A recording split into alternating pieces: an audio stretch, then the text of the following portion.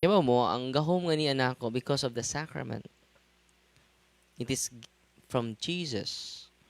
Because I am baptized in the name of the Father, and of the Son, and of the Holy Spirit.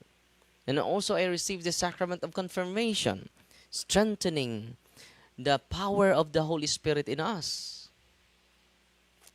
Completing the baptismal grace. No, mabita na magpakumpirma dyan ng inyong mga anak. Kaya uban po magpakumpirma panahon nas kasal. No, kasabot sa sacrament of confirmation. No, sa reality na. Anong pagkapirma ka pa? Requirements kasal, Father. Wala inyong mga anak, mga apo, pakumpirmahin na.